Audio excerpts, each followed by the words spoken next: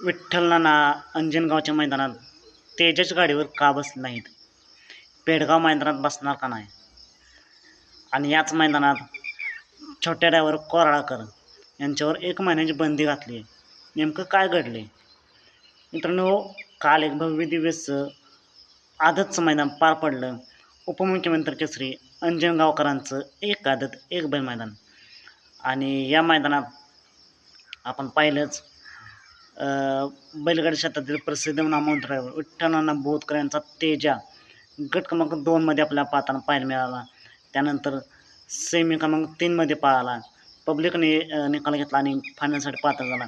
त्यानंतर फायनलच्या फेऱ्यामध्ये आपल्याला पाहताना पाहायला मिळाला. पण या तिन्ही फेऱ्यात गाडीवर विठ्ठल नाना दिसले नाहीत. आणि याच मैदानात छोट्या ड्रायव्हर कोराळकर यांच्यावर फायनल फेरा झाल्यानंतर बंदी घालण्यात आली. का? नेमकं काय घडलं? तर मित्रांनो, बैलगाडी संघटनेचे नियम आहेत की गाडी जेव्हा निकाल घेते तेव्हा गाडीवर उभं राहायचं नाही. आणि या फायनलच्या फेऱ्यात छोट्या ड्रायव्हर आपल्याला उभं राहताना पाहायला मिळाली. आणि उभं राहिलं असल्यामुळेच नियमाप्रमाणे बंदी घालण्यात आलेली 1 महिन्याची.